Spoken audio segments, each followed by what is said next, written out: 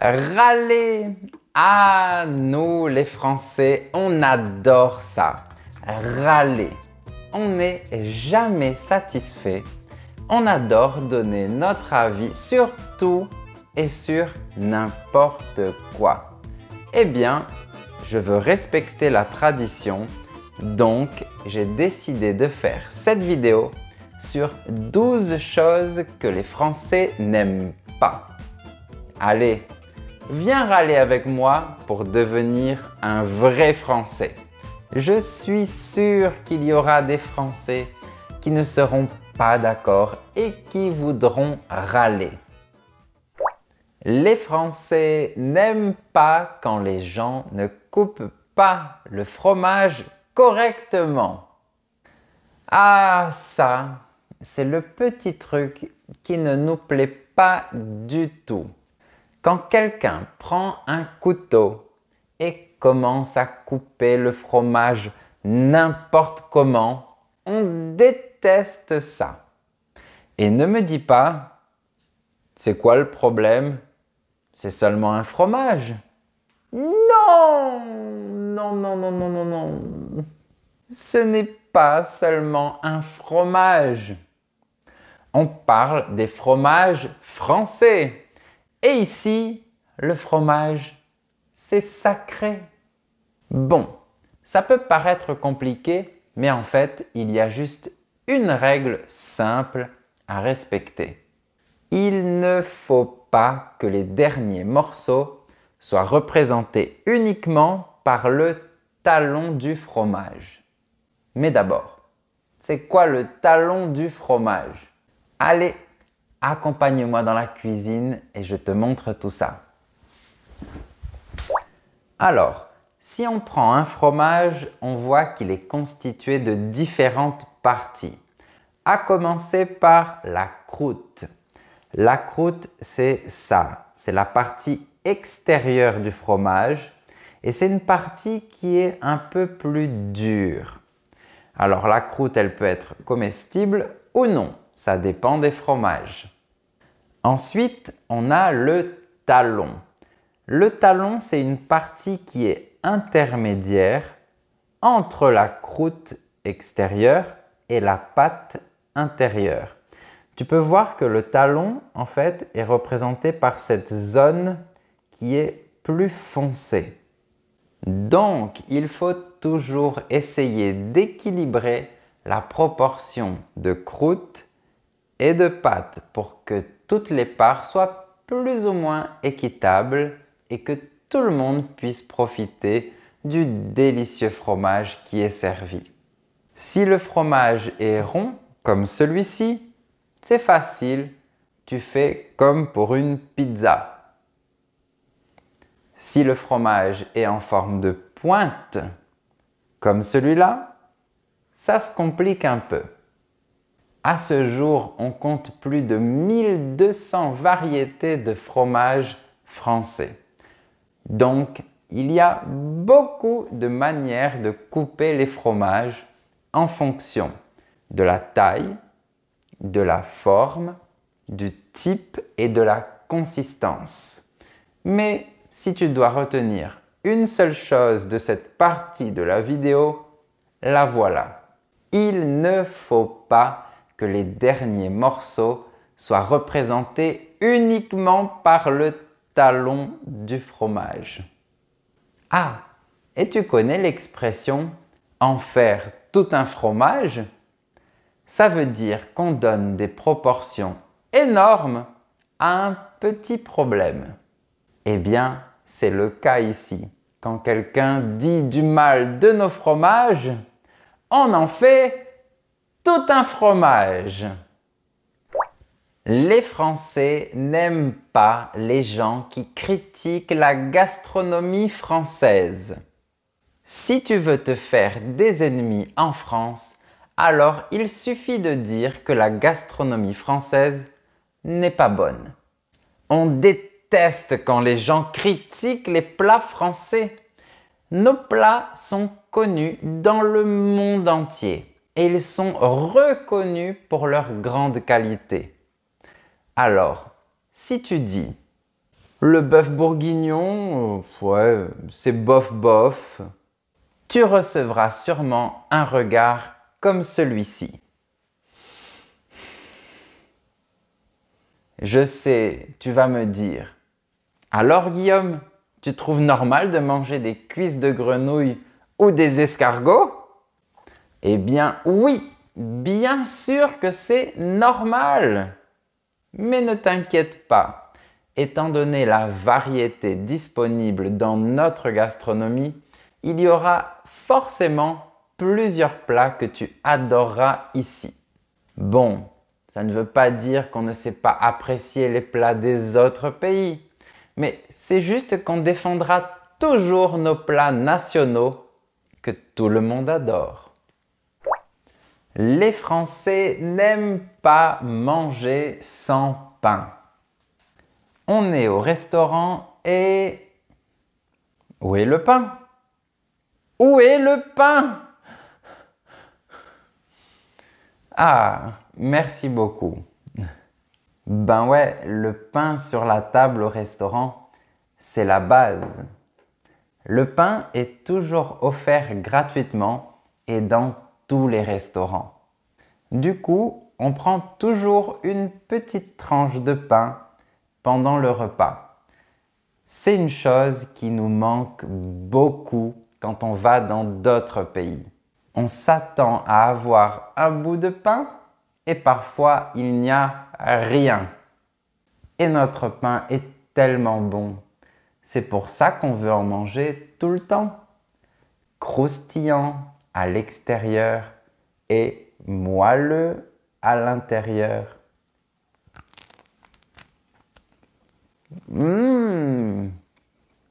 Un vrai délice. Les Français n'aiment pas les gens qui critiquent le vin français. Si tu es déjà abonné à ma chaîne, tu vas me dire « Encore ce sujet sur le vin, Guillaume ?» Et si tu n'es pas abonné à ma chaîne, tu peux le faire en appuyant sur le bouton rouge. Et n'oublie pas d'appuyer sur la petite cloche pour recevoir toutes les notifications. Mais revenons au vin français. On adore notre vin et on pense que c'est le meilleur du monde.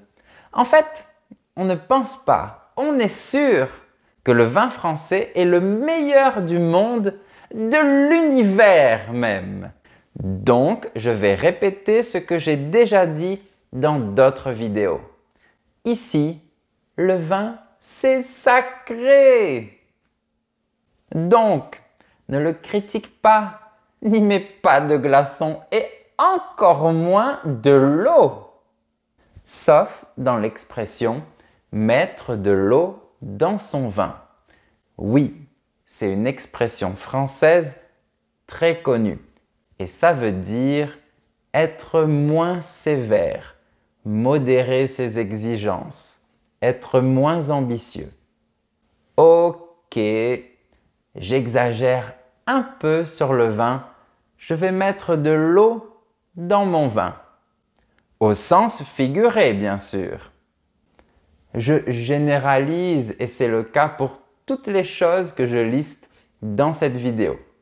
Mais c'est vrai que si tu demandes à un Français de choisir entre un vin français et un vin d'un autre pays, il te répondra sûrement qu'il préfère boire un vin français. Donc, on n'aime pas quand les gens critiquent nos vins. Les Français n'aiment pas le système administratif français. Oh là là, c'est lent, c'est compliqué, c'est une bureaucratie infernale. Les Français ont tendance à se plaindre de l'administration française pour différentes raisons. Voilà quelques exemples.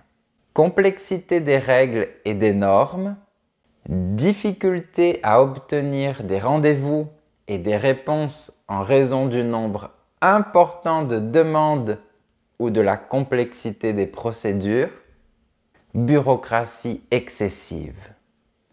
Pour obtenir un document, il faut en remplir 10.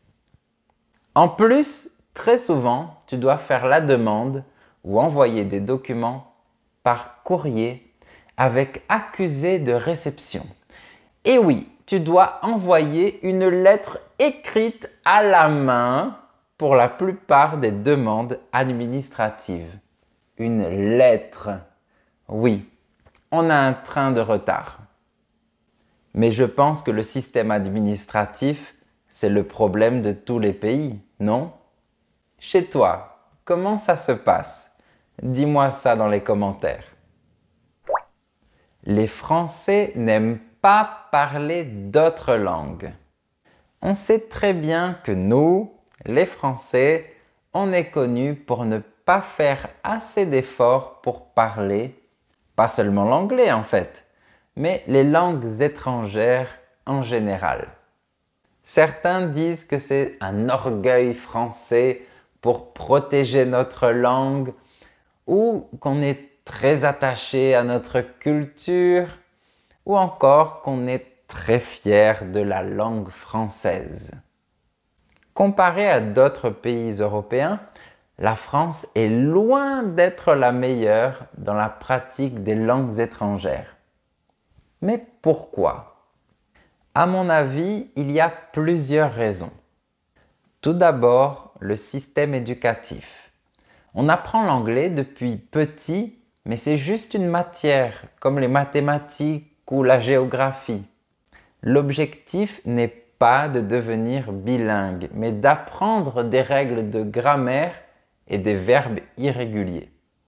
De plus, on n'a pas assez l'occasion de pratiquer la conversation. Si on compare la France à d'autres pays en Europe, on peut penser à d'autres raisons également.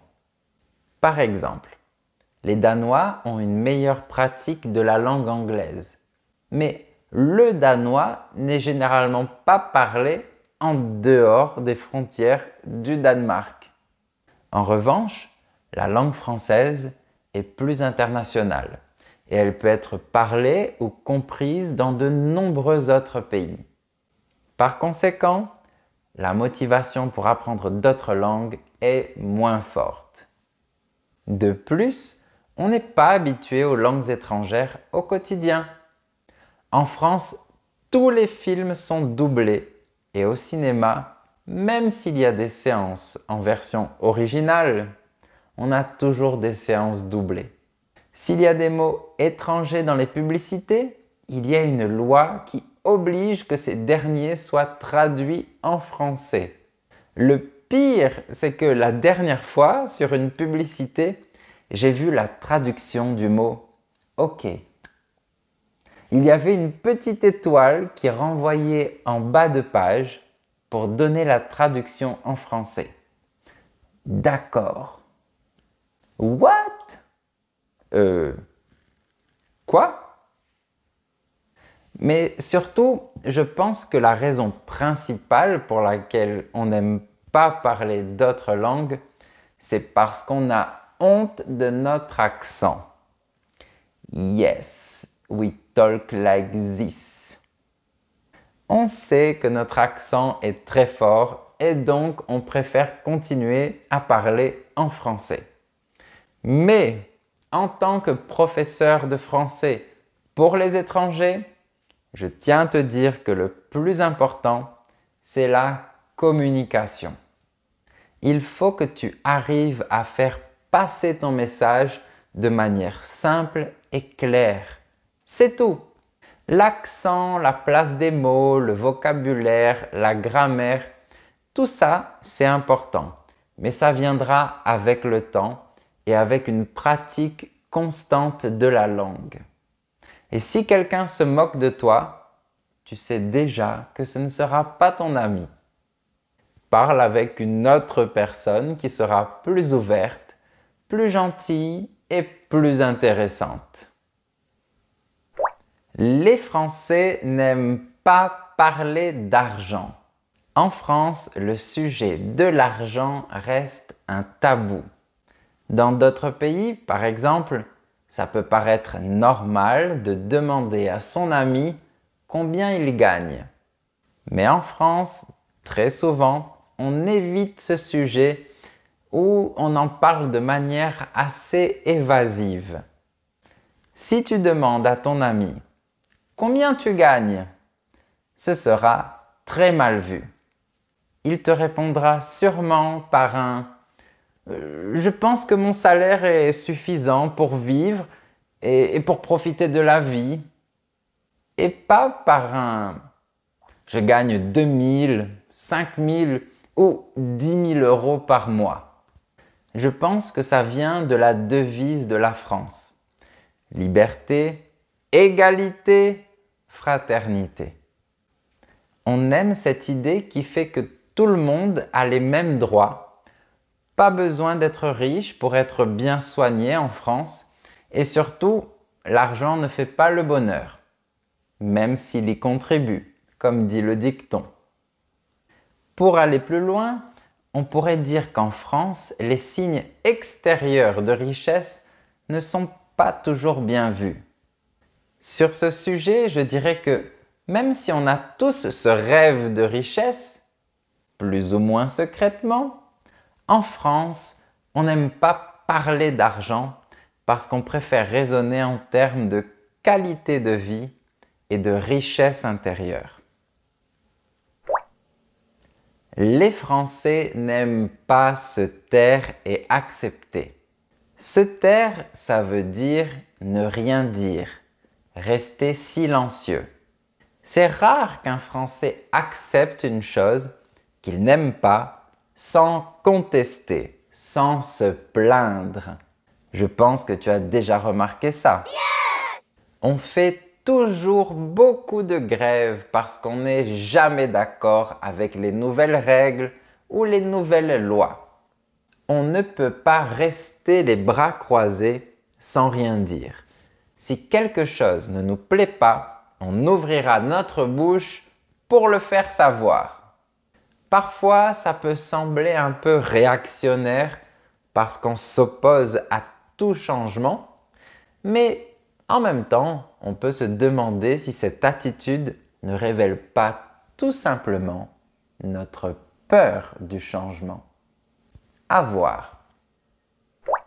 Les Français n'aiment pas manger épicé. Attention, j'ai dit épicé, en un mot. Épicé, c'est quand ça pique. Je n'ai pas dit manger et pisser. Non. Ce sont deux choses différentes. Tu me diras en commentaire si tu as bien compris la blague. Bref, on aime bien manger nos plats, mais généralement, quand c'est trop épicé, la plupart des Français ont un peu de mal. Il faut qu'il y ait du goût, mais si ça pique, rien ne va plus. Bon, après, il y a des exceptions, surtout quand il s'agit des départements français d'outre-mer, où généralement, on aime bien le piment, le poivre et les plats épicés en général. C'est mon cas. Moi, j'adore le piment. J'adore manger épicé. Mais bon, en français, il y a toujours une exception, non? Les Français n'aiment pas les fast-foods. En France, on attache une grande importance à la qualité de la nourriture et à la santé. Et on peut être critique par rapport aux mauvaises habitudes alimentaires ou de santé qui peuvent nuire au bien-être. Par conséquent, les fast-foods, ce n'est pas ce qu'on préfère. Il y en a de plus en plus, c'est vrai. Mais généralement, les Français critiquent ce qu'on appelle la malbouffe. La malbouffe, c'est un terme utilisé pour décrire des aliments qui sont considérés comme malsains ou de qualité inférieure sur le plan nutritionnel. Ces aliments sont souvent riches en gras, en sel, en sucre ou en calories et sont souvent associés à un risque accru de problèmes de santé.